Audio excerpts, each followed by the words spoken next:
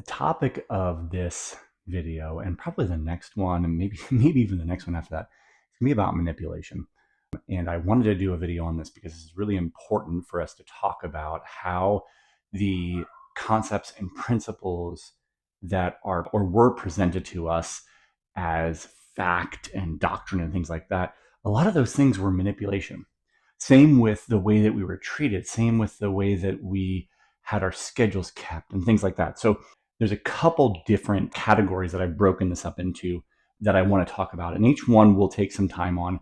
We'll talk through not just the manipulation, but also what the proper way to go about this would be.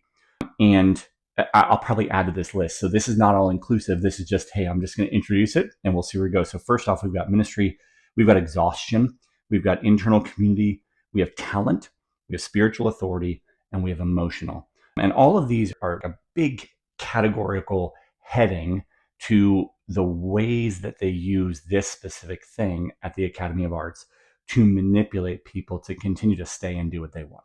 Peter here. I like to talk about the things that are said internally out loud.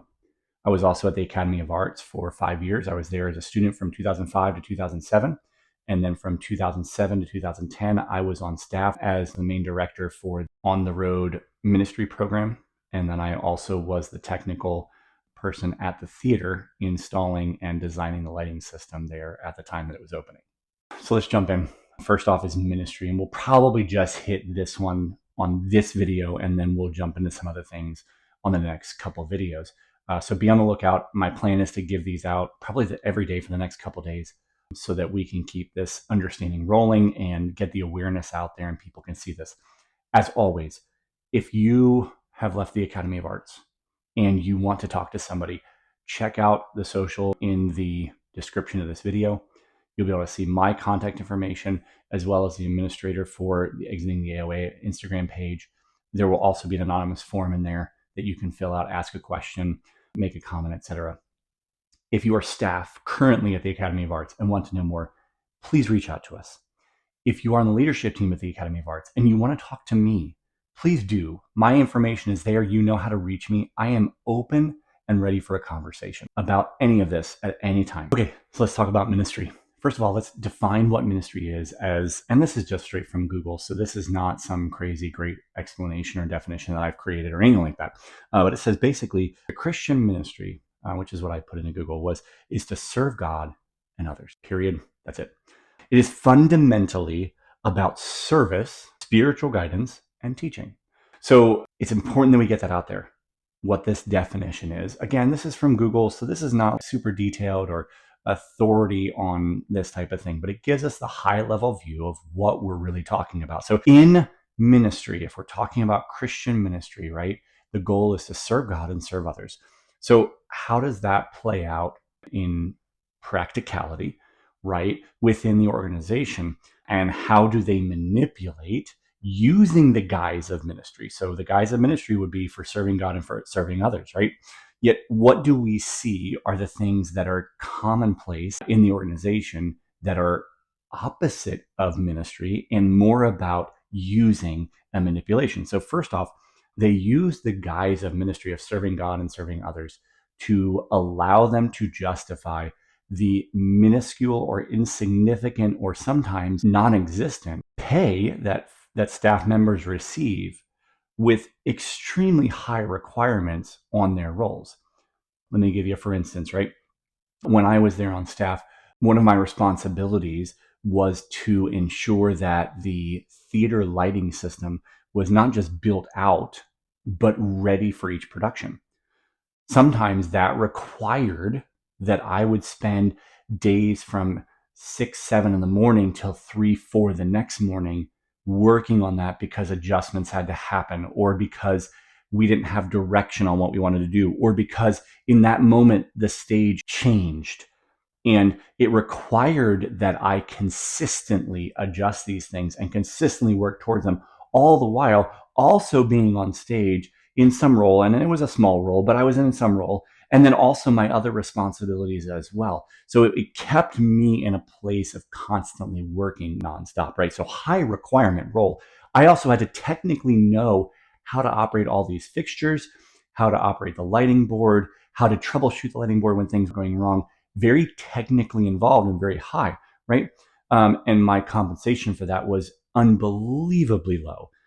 When you talk about the poverty line, go 5 steps below that, double that, and then that's where you're at, right? Also, for example, when my wife and I initially thought about going back to the Academy of Arts in 2014, the conversation was around myself and my wife being the administrators of the college program. I don't know that anybody has ever talked about this. Probably most people don't know about this. I don't even know if this is real or not. But the conversation happened for us to come back, join the organization again, and be a part of administrating the college program. We had a good understanding of it. Within that conversation, the topic of compensation came up, right? How much were we going to be paid to be involved with the ministry and be a part of this and be able to push this forward and things like that, right? And the call came in a mere month, maybe 3 weeks before we were to move down there. And the answer was $875 a month. Now, at the time, I think I was making triple that. I was probably making that per week, right? And that was livable for me. I was not in excess or anything like that, but $875 a month was just insane of a low number to be able to live, let alone with a wife and a child on the way. It just was not even feasible. And frankly, it was a good thing that came up because that kept me from being involved with the Academy again in 2014 and so forth. So they get the opportunity, right, to pay extremely low for a lot of work. The next thing they do is they tell you, well, you're in a ministry, so it requires sacrifice. Well, the sacrifice that they require is full and total complete devotion to the Academy of Arts and their ministry and what they want to do. That's not true and realistic, but we'll get into that in a minute. The next thing that they taught us was that we are doing God's work, and that because of that, they never said this outright, but often it would be the undertones that because we're doing God's work and we're doing something special, we are better than everybody else around us. It gave us this subtle inflation of our ego that would keep us there longer because we're doing something great. We're ministering where nobody else is doing. And we're performing in a way that's God honoring, no one else on the planet is doing. All those things are manipulation to continue to get you to stay and do what they want, right? And then they took it the next step further of not only are we the only ones doing this, but we're the only ones actively fighting for, here against, fighting for Christianity and right and justice and the biblical principles, etc., right? So it's us versus them. Always creates that elitist mentality. And then, of course, there was the special interpretation aspect. Because we're doing this and no one else is, we are special. And the leadership team is special in the sense that they are the only ones that have this understanding of the Bible and the understanding of what God wants to teach and the interpretation of what the Bible really says about music, about dress, about the Bible itself, about living spiritually. All those things were taught to us that they knew those things, right? And then finally, and this is the icing on the cake, I sat through a sermon, and I will not say who it was. It doesn't matter. It was the essence of their organization at that point. And that was, you should be grateful to be a doormat for this ministry. In other words, you should be glad that people are willing to wipe their feet, walk all over you, that you are nothing but a collector of dust, dirt, and poop off the feet of those who have been chosen by God to lead this ministry and to continue on his work through this singular ministry, period. It's just disgusting and vile.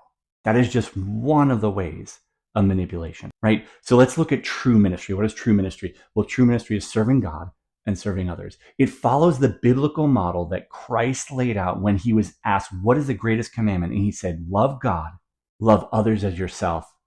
And the rest of the law and the prophets hangs on this. That's it. So if you're not serving God and serving others, you're not in a ministry. And you can say you're serving God. You can say you're serving others. But if the God that you're serving doesn't match up with the true God of the Bible, it's not a ministry. If you're not truly serving others because you believe that others are not good enough, because you believe that you have to teach them some sort of special revelation, because you have to actively fight against them, That's not serving others. Serving others is lowering yourself, becoming the servant, not the leader, the servant, and doing what no one else wants to do. That is serving. That is not what we see. The leadership of the Academy of Arts does not lower themselves to serve. They raise themselves and cause others to do the work for them. That's aspect number 1. Follow along for aspect number 2, 3, 4, 5, and 6, and maybe more. See you guys in the next video.